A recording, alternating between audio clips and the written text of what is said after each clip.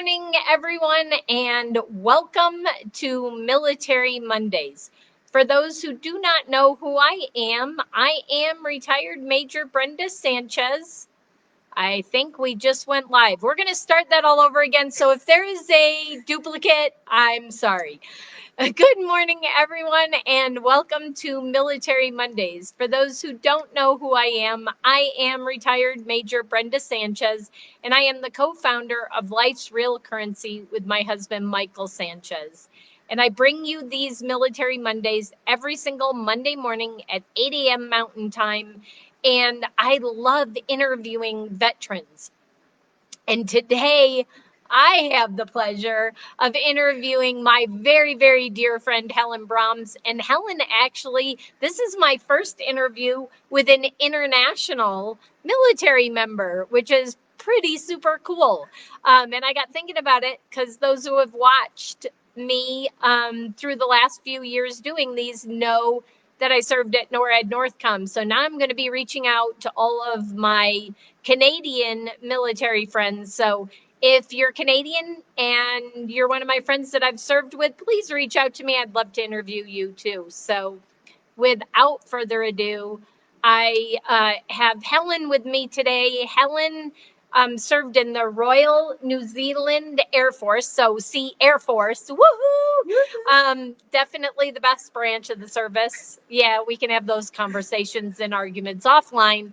But anyways, Helen is actually here in Colorado Springs, so I'm actually getting to do a live interview with somebody, even with everything going on right now. So, Helen, what?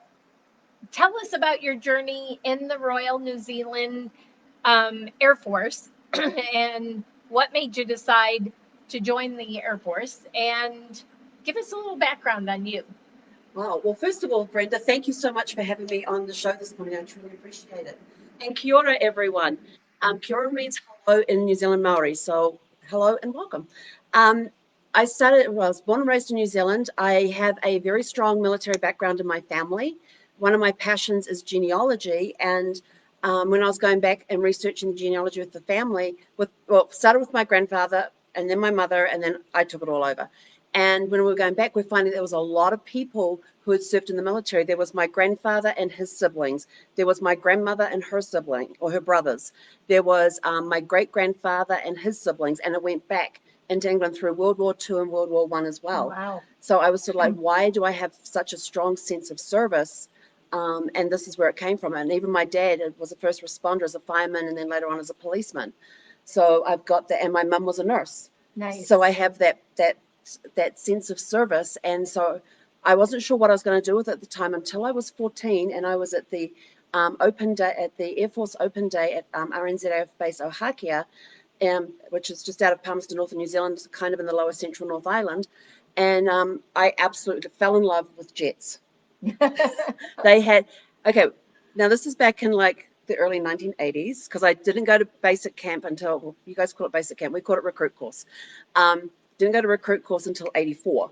So this was about 3 years prior. It's around 81 is when they had the February of 81, that's when it was. And I fell in love with the jets, and they had Strike Masters and Skyhawks back then.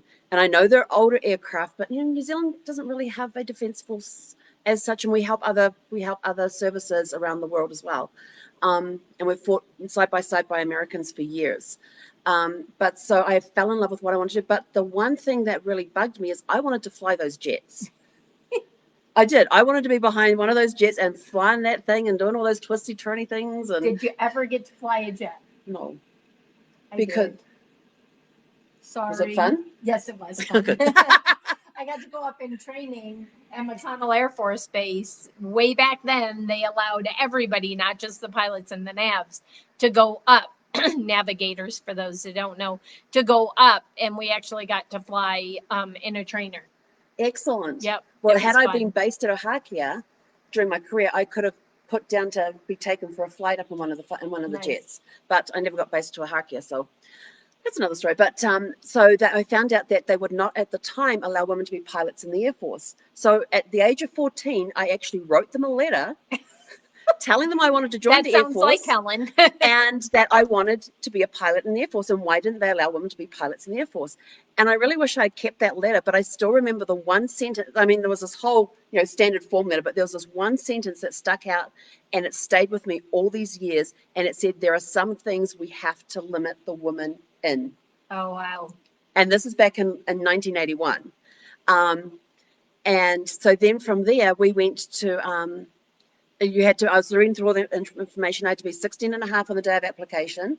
So the day I turned 16 and a half, I put in my application to join the Air Force. And at the time at school, accounting was my favorite subject.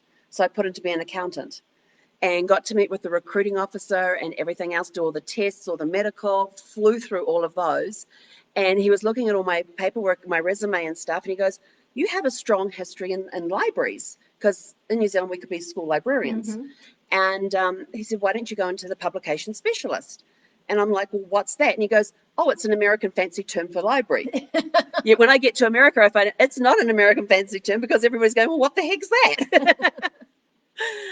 So I said, so that, and then I was, and my guidance counselor at the school kept telling me, what have you got as a backup plan? You're not going to get into the military because they very rarely take women. What are you going to do as a backup plan? And I just looked at him and I said, I'm going to get in the Air Force.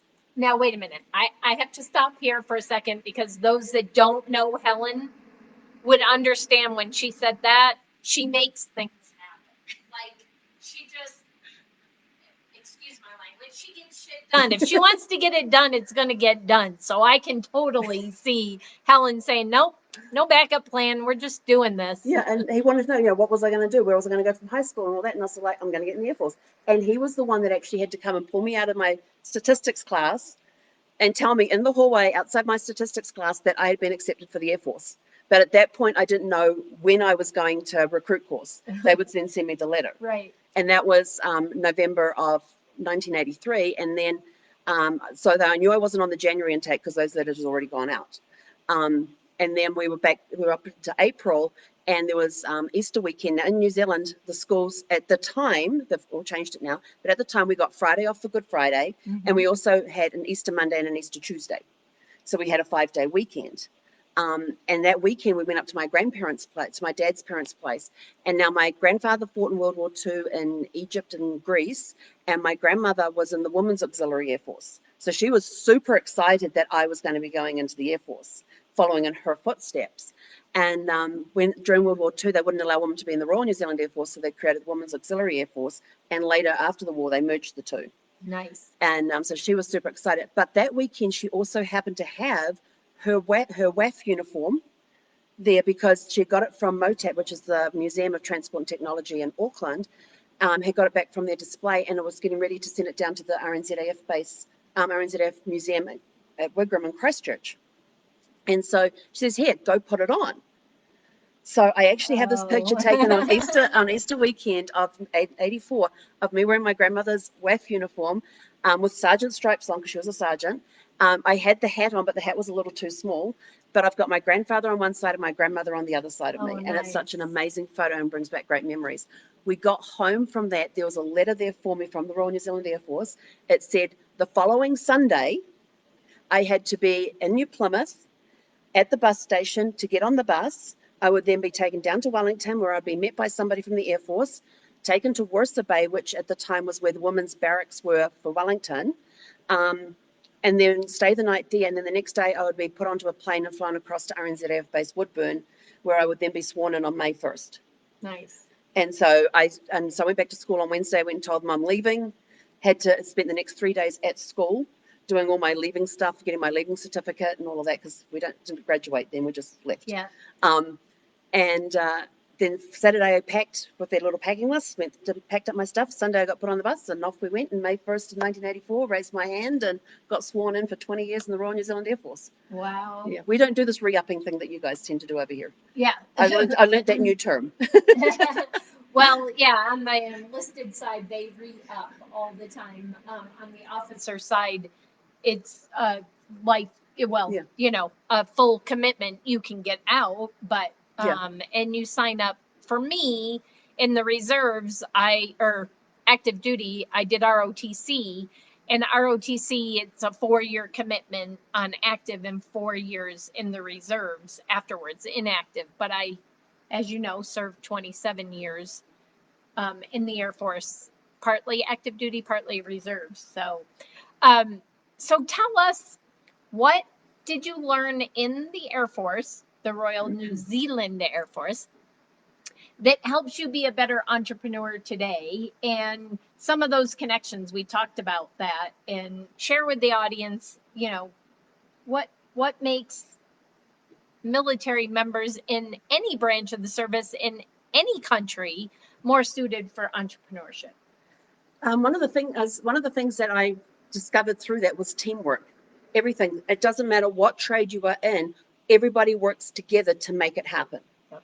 You can't do anything. We used to have debates in the Airmen's Club about who was the most important trade, and me just being the librarian on the thing.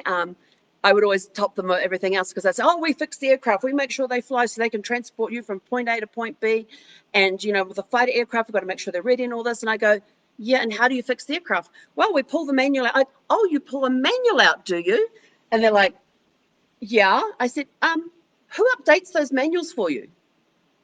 Well, you do. I'm like, so wouldn't that make me more important than you and getting that aircraft up and flying? So we used to have things like that.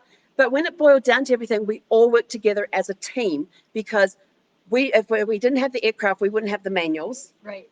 The guys wouldn't be able to fix the manuals. The pilots wouldn't be able to fly the manuals. So there was all of this, it was very much a team thing. And not only were you a team in your unit, you were a team as a base, you were a team as a force, as a service. And then with the 3 service, now New Zealand, we only have 3 services: Army, Air Force, and Navy. Army does the ground, Air Force does the air, and Navy does the water. That's one thing I'm still wrapping my head around after 23 years in the US, about how you've got Army pilots, Air Force pilots, Navy pilots, Marine pilots. And I'm sort of like, if everybody has their own pilots, what the heck does the Air Force do? Things like this go through my mind. But teamwork was one of the things. The other thing was getting into routines as well, because you're drilled into that at recruit course. You had to be up by 5:30 in the morning. You had to be ready to go with your bed packs made, where we had to strip the bed and make these little bed packs, which had the blankets and the sheets all in there, and all. They had to be as square as possible. The guys always cheated. They put hangers in there. Yeah. They did. We almost beat them one day, because they would once a week would have a competition to see who had the best looking dorm. So there was the routine, and then it was getting in and getting things done. And because you would have 5 minutes to get out of your PT gear into uniform and back out on parade. So it was like quick, go, go, go, go, go, go. And so I was learning that routine. It was also learning, so there was routines, there was getting in and getting it done. There was no time to pussyfoot around. If you didn't get it done, you could be dead, figuratively speaking. But in real life, if you were in war, yes. But it's also having those routines, and the system and the processes was the big one. Yep. Because, the manuals were all, I know the manuals because I used to look after them. We had the manuals, and the manuals told you what uniform you could wear at what time of the year. So you had your summer uniform, your winter uniform. You had your number 3s, which was your dress uniform. What you had to wear, how the medals had to be laid on your chest, where your name tag had to be, which for Casey was always on the right. Yes. So there's routines and the processes, and those were the big things. It was the teamwork and the processes that we had in there, plus the schedule as well, keeping to a schedule, and that get up and go attitude. Because if you didn't get up and go, it could be detrimental to the rest of your unit, the rest of your base, or whatever. So you're part of a team. Everybody has their role. You're a cog in the big machine, and if that cog's missing, everything else can fall to pieces. So it was all of those things that I brought from there into the entrepreneur, plus all the skills I learned along the way. Yeah. So let's back up just a little bit, because you mentioned that you've been here in the U.S. for 23 years. 23 years. So what brought you to the U.S.? I got married to an American. We met online in 1996. He was in Virginia and I was in New Zealand. Awesome. And so she's been in the States now for 23 years, and obviously not in the service anymore. Nope. And what are you doing today to other than being super fantastic and sparkly, because that's Helen saying she's Oh, super yes. fantastic and sparkly. No matter what happens today, is always Yep. super fantastic and Yep. sparkling. So what I'm doing today is I have a travel business, a marketing business, and a genealogy business, and they all kind of tie in together as well. So on the travel side, we do customized individual tours to Australia and New Zealand on land. And we also do heritage tours, which is once they've found out their genealogy and where their ancestors came from, we can now plan them customized trips to go to those locations, so you get more of a connection with your past and your history of where you came from. And then the marketing thing is just helping other travel professionals to market themselves, to stand out from the crowd, from the other ones, and then helping businesses retain clients. Awesome. And you coach other travel agents, right? Correct, yes. Yep. Take them from being an agent to being a professional and finding their niche market. Right. Because Helen, I have to tell you, this woman is amazing. She lost her husband a few years ago. And I knew her during that time. We've known each other for 6 years, 7 years, something like that. We've known each other for quite some time. And despite everything that she was going through, her husband's treatment and that, and then losing her husband, that year, she still doubled. It was close. I almost She almost doubled her business. Well, despite 2016. All of that. Well, yeah, 2017 going to 2000. My 2017 advanced sales were almost double my entire 2016 departures, because I counted on what departures I had in dollar value. And even though I didn't work the last part of 2017, it was still my biggest year ever. Yep. Yeah. So that just tells you just a little bit about this lady. And we could be on here all day today, because this lady is completely amazing. And I'm super excited to have her here in Colorado Springs with us for a week or so, or, we might convince her to stay longer. We'll see. But if you don't know Helen, I strongly recommend you reach out to her. I'm sure she'll put lots of links in the comments below. If you need to trace your genealogy, this woman is an expert. We were talking about it over the weekend, and she's an expert on all the different genealogy tools that are out there. And she was even doing a little bit of research for me over the weekend for my mom. But reach out and connect with Helen, if nothing else, just to get to know this lady, because she is super fantastic and sparkly all the time. She's always got a smile on her face, and I'm super blessed to have her in my life and to be able to actually interview her on Military Mondays. We were having a conversation. It's probably been about a year ago now, and I found out that she had served in the Air Force in New Zealand, and I'm like, girl, we need to have you on my show, and we're just now getting it done. So, and we got to thank do it you. in person. Yes, we got to do it in person, Yeah. despite everything going I on. know. So, do you have any words of wisdom before we sign off for today? Do you have any words of wisdom for those that might be? I realize the US is a little bit different than New Zealand, but those that might be in the service that are considering retiring or getting close to retirement, do you have any words of wisdom for them? Take advantage of the resources that are available to you, because here in the States, a lot more than we have in New Zealand, there is a huge amount of resources available for those that are retiring from the military. And a lot of people don't realize that they're there and don't take advantage of them. But don't, follow your dreams. That's my biggest one, is follow your dreams. If you have a dream to go be a genealogist, because it's just at the top front of mind, then go do it. You guys have incredible resources available to you that I didn't have in New Zealand, to be able to then go on to university, get degrees and all of that sort of stuff. If that's what you want to do, go do it. Follow your heart. Life is very short, and in the military, it's even shorter, because there is just so much with all the wars and the battles and stuff that go on. Your life can get cut down a lot quicker than regular life. So, but even in regular life, like I found it with my husband, he was only 57 when he passed. That was a very short life. And so we never know when we're going to go. So make sure you live a life of no regrets. If you want something, if you've got a dream out there you want to go do, go get hold of it, grab it, stick a date on it, and get it done. I don't know how to end any better than that. So With that, thank you everyone for joining me on Military Mondays. I would love to stay connected to you if you go to Military Mondays with an S.info. So militarymondays.info. You can put your information in there and I can keep you up to date on past shows like this amazing show or on future shows that are coming up that might interest you. So with that, thank you everyone. We will see you next Monday on Military Mondays. Bye everyone. Bye.